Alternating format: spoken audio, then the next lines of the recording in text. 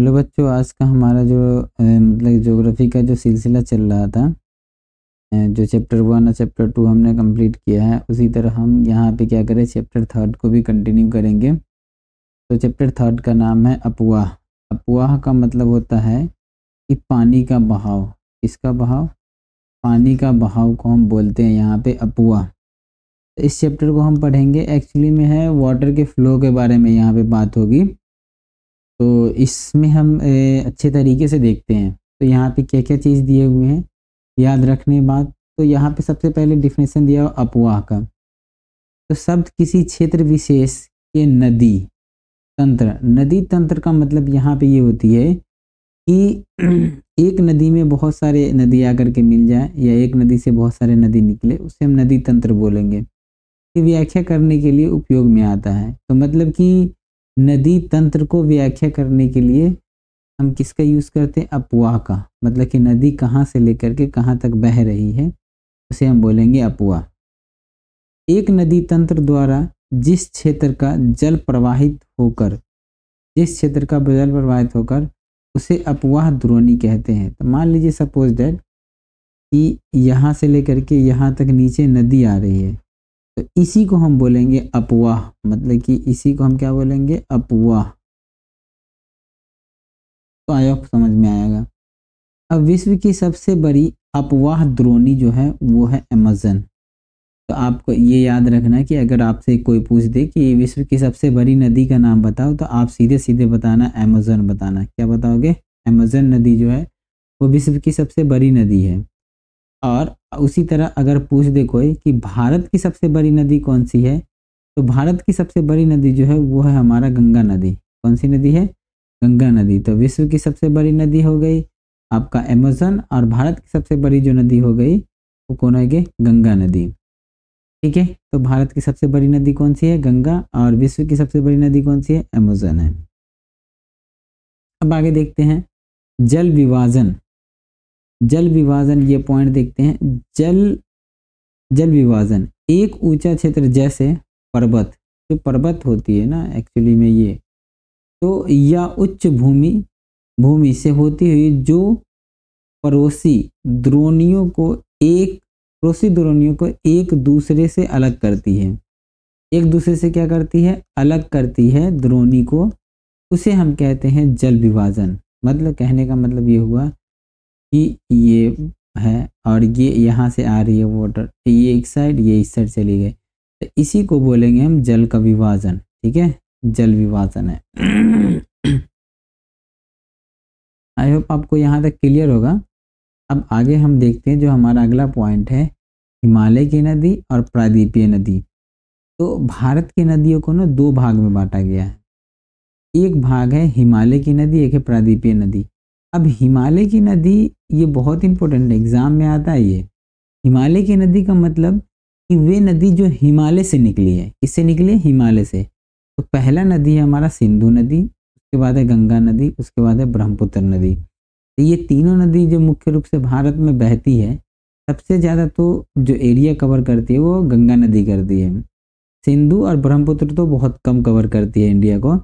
तो इनसे हम कहते हैं हिमालय की नदी। प्रायद्वीपीय नदी तो अक्सर जो एक्चुअली में क्या होता है, बारिश के समय में, बरसात में बारिश के पानी से या किसी भी चीज़ों से जो नदी बनती है, उस द्रोणी बनती है, उसे कहते हैं ये प्रायद्वीपीय नदी। तो जैसे नर्मदा नदी हो गया, जो कि नर्मदा नदी महाराष्ट्र में है। उसके बाद ताप्ती नदी, गोदावरी नदी, महानदी, कृष्णा नदी, कावेरी नदी। तो देखिए आप इसे याद कर लेना। पहला पॉइंट ये, दूसरा पॉइंट ये। तो मतलब कि 3 आपकी हो गई हिमालय की नदी, और दूसरे नंबर में आपकी जो 2, 4, 6 जो हो गई आपकी ये प्रायद्वीपीय नदी। अब हम इसको डिटेल्स में पढ़ेंगे कि ये क्या है, प्रायद्वीपीय नदी क्या है और हिमालय नदी क्या है, इसमें क्या डिफरेंस है। अब आगे हम देखते हैं अगले पॉइंट, नदी की विभिन्न अवस्थाएं। तो अवस्था का मतलब क्या होता है? चरण, कि क्या क्या चरण होती है। तो सबसे पहले होती है ऊपरी भाग। देखो एक्चुअली क्या है ना कि जो पानी है ना, पानी का जो फ्लो होता है ना, वो हमेशा ऊपर से नीचे की ओर आता है। तो नदी भी जो है वो हमेशा कहाँ से आएगा? ऊपर से नीचे की ओर। तो पहला होता है जो नदी के जो भाग है, पहली भाग हो गई आपका ऊपरी भाग। दूसरे भाग जो है इसको विसर्प बोलते हैं, जिसको बोलते हैं मध्य भाग। तो मतलब कि ये वाली भाग जो हो गई ये ऊपरी भाग हो गई, ठीक है, और ये वाली भाग को हम बोलेंगे विसर्प। ये वाली भाग हो गई विसर्प। और उसके बाद जो नीचे वाला भाग है इस भाग को हम बोलते हैं निचला भाग, जो कि 3 भाग में बढ़ता है। कितने भाग में? 3 भाग में। पहला है गोखुर झील, दूसरा है डेल्टा झील, और तीसरा है आपका नदी मुहाना। तो ये 3 पार्ट में बढ़ता है। तो नदी के कुल कितने भाग हो गए? 3 भाग। पहला ऊपरी भाग, दूसरा मध्य भाग और तीसरा निचली भाग। तो निचली भाग में ये याद रखना कि निचली भाग में 3 चीज बनते हैं। पहला बनता है गोकुल झील, फिर बनता है डेल्टा, फिर बनता है नदी मुहाना। तो ये आपको समझ में आ गया होगा।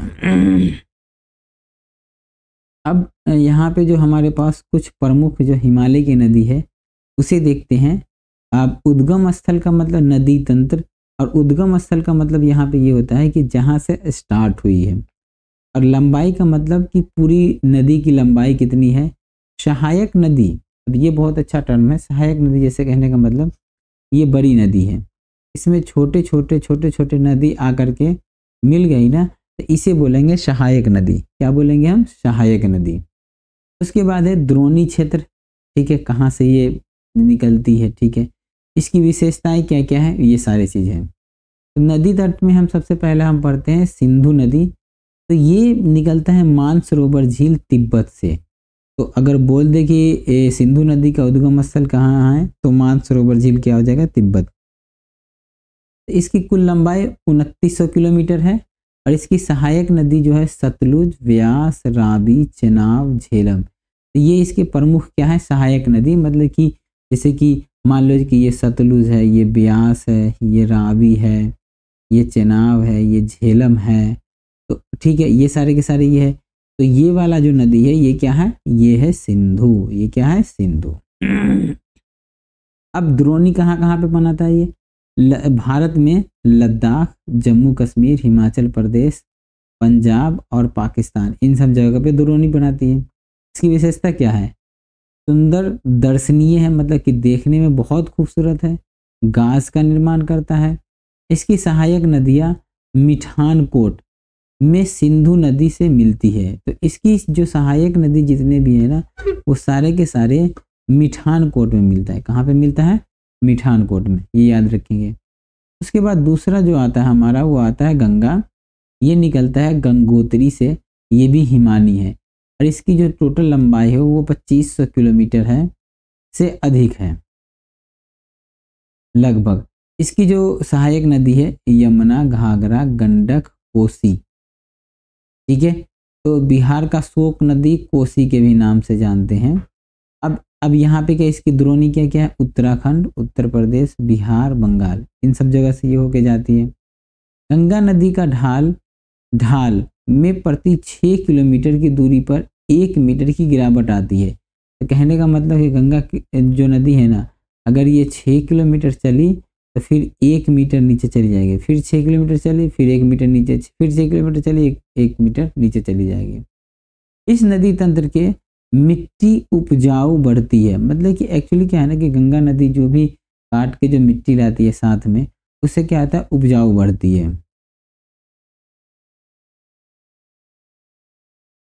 अब अगला है हमारा तीसरा ब्रह्मपुत्र नदी। तो ये जो ब्रह्मपुत्र नदी है ये है मानसरोवर झील तिब्बत से आती है।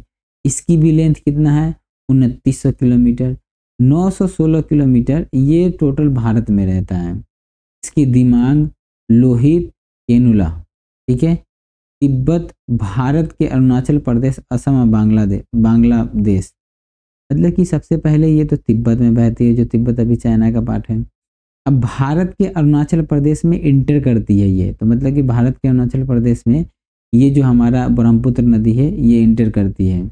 एक्चुअली में चाइना में, तिब्बत में ना, इसको ना हम जानते हैं सांगपो नदी से। कौन सी नदी से? सांगपो नदी से। और भारत में हम जानते हैं इसको ब्रह्मपुत्र नदी से। अब आप बताना कि हम बांग्लादेश में इसे किस नदी के नाम से जानते हैं, कमेंट बॉक्स में बताएंगे जल्दी से जल्दी। देखते हैं कितने बच्चे पढ़ाई करते हैं सीरियसली। यह हिमालय के समांतर पूर्व की ओर बढ़ती है और नामचा बारवा खिसर के पास पहुंचकर यू बनाती है, यू अक्षर की तरह बनाती है, इस तरीके से कि मोड़ बनाकर भारत में प्रवेश करती है। इस नदी में जल एवं सिल्ट की मात्रा बहुत कम होती है। तो मतलब इस नदी में जल एवं सिल्ट की मात्रा क्या होती है? कम होती है। तो ये हो गए इसकी विशेषता हो गई। कौन सी नदी की विशेषता हो गई? तो ये हो गई ब्रह्मपुत्र नदी की। तो अभी तक जो हमने 3 नदी के बारे में पढ़ा वो सारे के सारे थे हिमालय नदी। हिमालय नदी। अब हम पढ़ेंगे प्रायद्वीपीय नदी, वो कहाँ से बनता है और कैसे बनता है और कहाँ तक जाता है, इसकी डिस्टेंस क्या है। तो पहला आता है हमारा नर्मदा द्रोणी। तो ये स्टार्ट होता है मध्य प्रदेश के निकट अमरकंटक से। अमरकंटक के पहाड़ी से, ये आप याद कर लेना कि इसकी जो उद्गम स्थल है अमरकंटक की पहाड़ी। इसकी लंबाई 1312 किलोमीटर है और इसकी सहायक नदी है शक्कर, दुधित, तवा, गजल आदि। और द्रोणी बनाता है मध्य प्रदेश तथा गुजरात में। और इसकी विशेषता समुद्र तक पहुँचने में जबलपुर के निकट यहाँ पे है संगमरमर के सैलों में गोर्ज में बहती है और धुआंधार प्राप्त बनाती है। तो का निर्माण नदी द्वारा करती है। तो देखिए एक्चुअली क्या होता है ना कि यहाँ पे जब ये ऊपर से नीचे की तरफ गिरती है ना पानी, तो ये पानी का फव्वारा ऐसा ऊपर की तरफ उठता है कि इसी को हम धुआंधार के नाम से जानते हैं। तो ये जबलपुर में ना बहुत फेमस है, बहुत फेमस जगह है धुआंधार। तो आप कभी जाना तो वहाँ पे विजिट करके आना, मध्य प्रदेश जबलपुर धुआंधार के नाम से जानते हैं। उसके बाद है ताप्ती द्रोणी, मध्य प्रदेश के बैतूल जिले से सतपुरा में श्रृंखला में है। लगभग इसकी जो लेंथ है वो 2400। अब यहाँ पे है पूर्ण, गिराना और झाझरा, मध्य प्रदेश, गुजरात तथा महाराष्ट्र। यह नर्मदा के समानांतर एक अंश घाटी में बहती है। उसके बाद है हमारा गोदावरी द्रोणी, महाराष्ट्र के नासिक जिले के पश्चिम घाट से ढालों से निकलती है और ये 1500 किलोमीटर इसकी डिस्टेंस है। पूर्ण, घाघरा, प्रहीनता, मांजरा, वेंगंगा और पेनगंगा, ये सब इसकी क्या है? सहायक नदी है। इसकी द्रोणी बनाती है महाराष्ट्र, मध्य प्रदेश, उड़ीसा, आंध्र प्रदेश, तेलंगाना। ये दक्षिण की सबसे लंबी नदी है और इसके दक्षिणी गंगा भी कहते हैं इसे, मतलब कि इसे हम दक्षिणी गंगा के नाम से जानते हैं गोदावरी नदी से। इसके बाद है महानदी द्रोणी, छत्तीसगढ़ की उच्चतम भूमि से निकलती है और इसकी जो मतलब कि लंबाई है वो 860 किलोमीटर और इसकी जो मतलब सहायक नदी है वो शिवनाथ, मांड, दाया। अब ये कहाँ द्रोणी बनाते हैं? उड़ीसा, महाराष्ट्र, छत्तीसगढ़ और झारखंड, बंगाल की खाड़ी में गिर जाती है ये। उसके बाद आते हैं कृष्णा नदी, महाराष्ट्र के महाबालेश्वर के निकट से निकलती है ये। इसकी लेंथ 1400 है। तुंगभद्रा, कोयना, भट्टपुरम, मूसी और तथा भीम। इसकी द्रोणी महाराष्ट्र, कर्नाटका, आंध्र प्रदेश, बंगाल की खाड़ी में ये जाकर के गिर जाती है। उसके बाद है कावेरी द्रोणी, पश्चिमी घाट से ब्रह्मगिरी श्रृंखला से 760 किलोमीटर, अमरावती, भवानी, हेमावती का कार्बिनी और उसके बाद है तमिलनाडु, केरला तथा कर्नाटका, ये द्रोणी बनाती है। अब इसकी विशेषता क्या है? कुद्दुलूर में दक्षिण में बंगाल की खाड़ी में ये जाके गिर जाती है। एक्चुअली में हमने यहाँ पे देखा कि दो चीज़ जो है ना बंगाल की खाड़ी में ही गिर रहा है। तो इसका मतलब क्या है? बंगाल की खाड़ी वाली जो एरिया है ना वो नीचा एरिया है, इसीलिए ये जा करके बंगाल की खाड़ी में गिर जाती है। तो हमेशा जो पानी है ना हाइट से अपर से लोअर की तरफ जाता है। अब ये भारत के नक्शा में यहाँ पे हमारे पास कुछ दिया हुआ है। भारत के मानचित्र पर वन्य प्राणी जो भी है वो सारा कुछ यहाँ पे दिया हुआ है। तो यहाँ पे है वन्य प्राणी निश्चय। तो ये लोकेशंस आप लोग याद कर लेना, ठीक है। ये सारे लोकेशंस है, ये एग्ज़ाम्स में पूछे जाते हैं। तो अब देखिए एक्चुअली में इसमें है क्या क्या, तो 3 चीज़ है इसमें। अब यहाँ पे अगर आप देखेंगे तो इसमें जो आपको मिल रहा है, सबसे पहले चीज़ यहाँ पे मिल रहा है कि वन्य प्राणी अभ्यारण्य, उसके बाद है पक्षी अभ्यारण्य, उसके बाद है नेशनल पार्क। तो ये सारे के सारे हमारे पास यहाँ पे दिए हुए कि जो रेड डॉट में है ना वो है वन्य प्राणी अभ्यारण्य, उसके बाद है पक्षी अभ्यारण्य जो स्टार में दिए हुए हैं। नेशनल पार्क जो है वो आपको दिए हुए हैं कहाँ पे, ये दिया हुआ है डेल्टा में, मतलब कि ट्रायंगुलर शेप में दिया होता है। जैसे देखिए यहाँ पे बांदीपुर, ये एक डेल्टा बना रहा है। यहाँ पे रंगा डी2, ये क्या बना रहा है, ये पक्षी अभ्यारण्य के बारे में बता रहा है। पेरियार, ये एग्जाम में पूछा जाता है।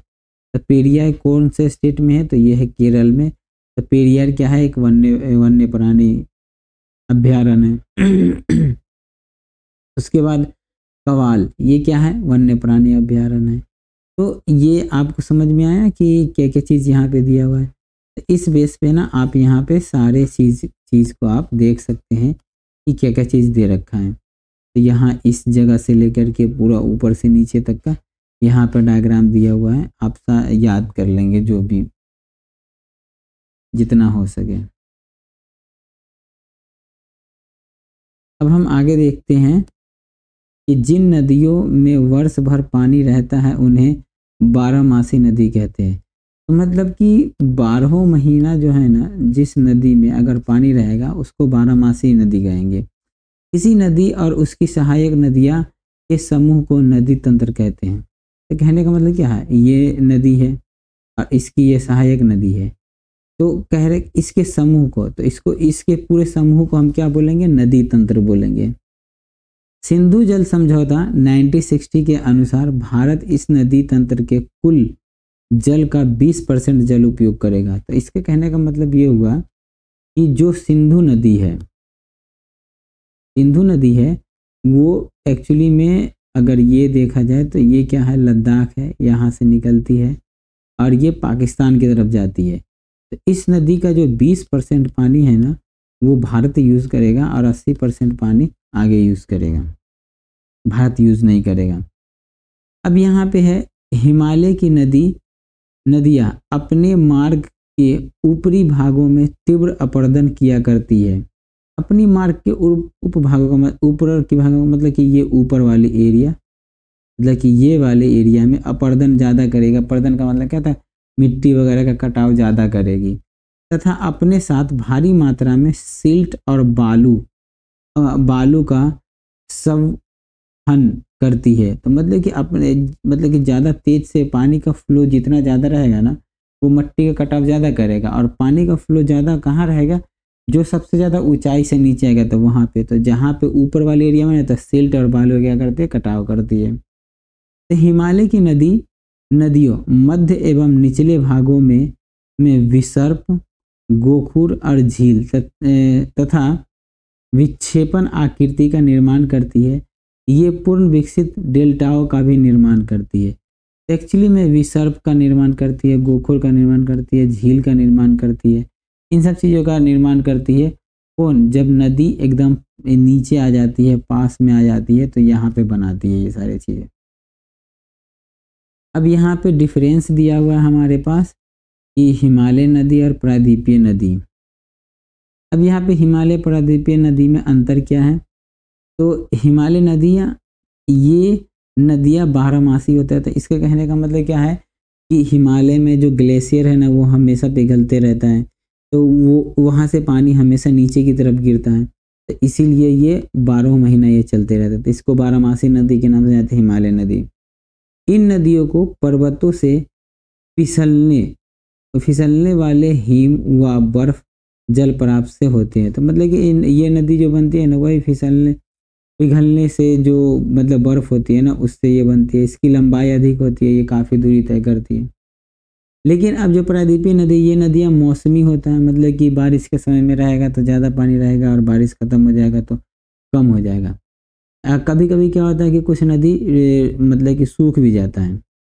नदियों का प्रवाह वर्षों पर निर्भर करती है। तो नदी का प्रवाह किस पे निर्भर करती है, वर्षा पे। इसकी लंबाई बहुत कम होती है। तो ये याद रखना, ये एग्जाम में आता है। अगला है गंगा की मुख्य धारा भागीरथी गंगोत्री हिमानी से निकलती है तथा अलकनंदा उत्तराखंड देवप्रयाग में इसमें गिरती है।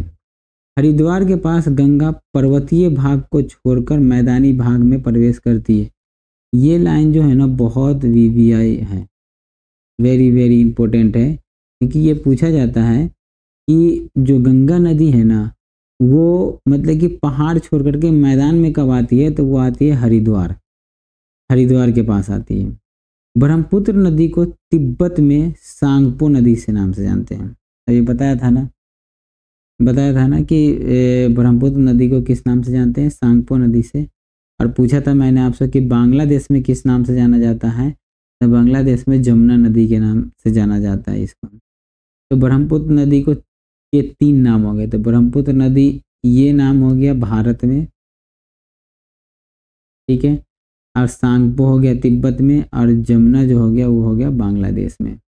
तथा भारत के अरुणाचल प्रदेश में इसे दिहांग, कौन से नदी से, दिहांग के नाम से जाना जाता है। तो भारत के अरुणाचल प्रदेश स्टेट में दिहांग नाम से जाना जाता है। 4 नाम याद कर लेना आप। सुंदरबन डेल्टा विश्व के सबसे बड़ा एवं तेजी से वृद्धि करने वाला डेल्टा है। सबसे पहले आप डेल्टा समझो क्या होता है। तो पहले समझो टापू क्या होता है।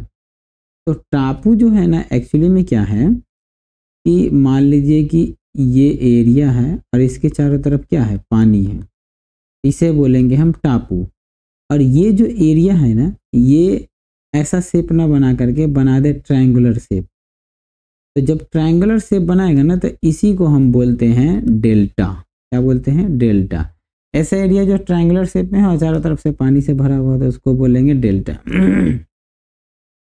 नमामि गंगा परियोजना ये एग्जाम में पूछा जाता है। एक एकीकृत संरक्षण मिशन है जो कि भारतीय नदी गंगा से संबंधित उद्देश्य है और प्रदूषण के प्रभाव को कम करना तथा उनके संरक्षण एवं काव्यांश को पूरा करने का प्रयास करता है। तो नमामि गंगा एक परियोजना है।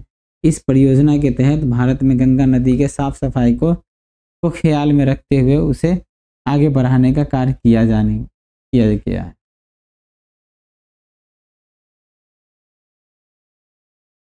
राष्ट्रीय नदी संरक्षण योजना जिसको बोलते हैं कि NRCP 1995 नदियों के जल में प्रदूषण को कम करके जल की गुणवत्ता में सुधार करने के लिए है। उसके बाद ये चीज़ तो आप रट ही लेना। तो जैसे देखो यहाँ पे झील का नाम है। देखो पहले आप ये समझो कि झील कहते किसे हैं। एक तो होता है पोखर और उसी तरह एक होता है झील। इन दोनों में डिफरेंस ये है कि मान लीजिए कि ये एक गड्ढा है, इसमें पानी भरा हुआ है, ठीक है, और चारों तरफ से क्या है, मिट्टी है, स्थल है।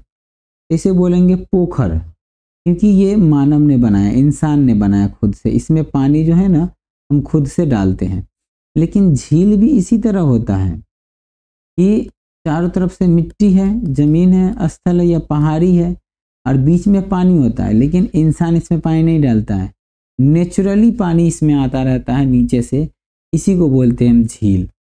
आइए हम देखते हैं झील का नाम, राज्य और टिप्पणी, इसके विशेषता। तो जो वुलर झील है ये जम्मू कश्मीर में मीठे पानी के लिए प्रसिद्ध है।